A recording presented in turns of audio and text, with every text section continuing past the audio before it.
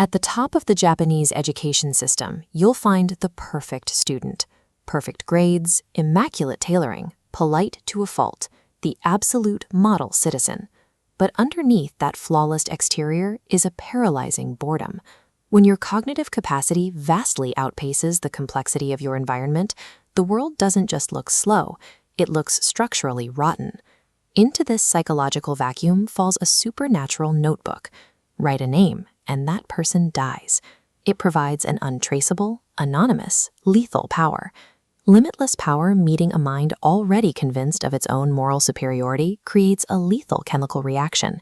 It removes the only thing keeping his disgust for humanity in check: consequence. At first, his logic relies on a concept called act utilitarianism. This is the ethical theory that the best action is the one that maximizes overall happiness, even if it requires extreme, violent measures to get there. This chart visualizes global crime rates under his reign. By executing criminals worldwide, violent offenses plummet by a staggering 70%. A second line tracks armed conflicts, and it flatlines to absolute zero. Wars stop entirely. As viewers, we look at those numbers and feel a sense of relief. We are seduced into accepting his lethal mathematical logic because the results feel undeniable. When the objective outcome is global peace and the end of war, the violent methods used to achieve them become a secondary concern. Evil, when presented through the cold language of statistics, begins to look exactly like justice.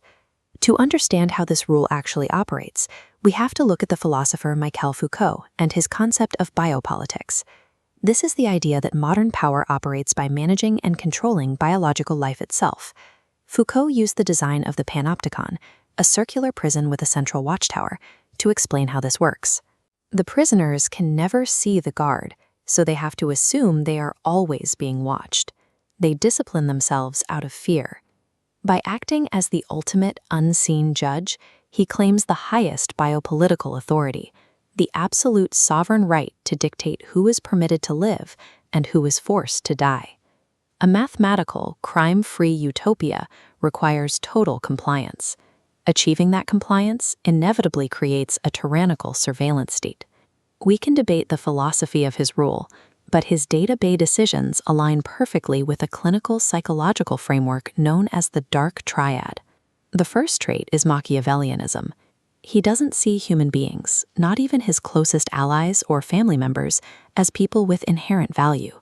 They are disposable chess pieces, maneuvered into position and sacrificed the moment they stop being useful. Then comes psychopathy. He lacks affective empathy, the ability to actually feel what others are experiencing. Even as his own father dies, his internal physiological response remains completely flat. He mimics grief perfectly while feeling absolutely nothing. Finally, narcissism. His escalating, lethal game of cat and mouse against the world's greatest detectives isn't a defensive strategy to protect his utopia. It is driven entirely by a bruised ego and a desperate need for intellectual worship. The lofty speeches about creating a perfect world are just a defense mechanism. He isn't sacrificing his soul for the greater good.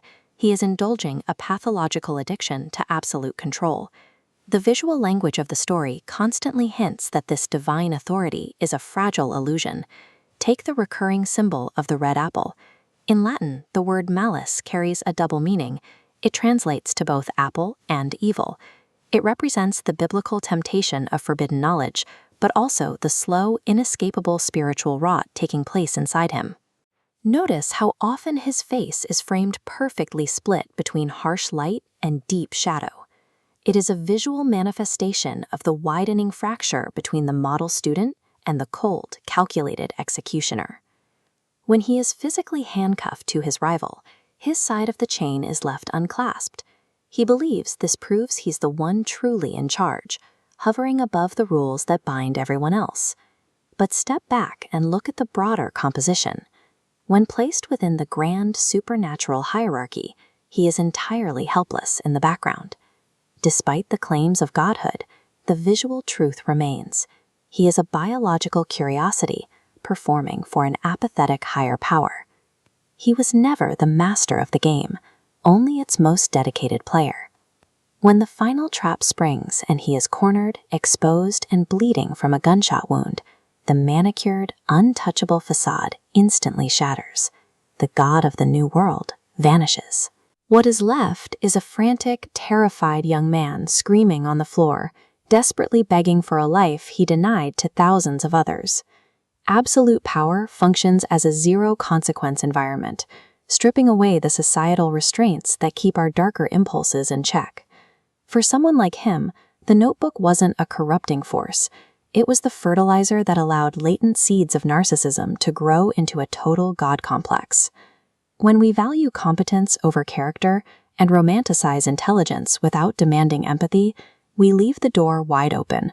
We willingly invite monsters in tailored suits to rule us.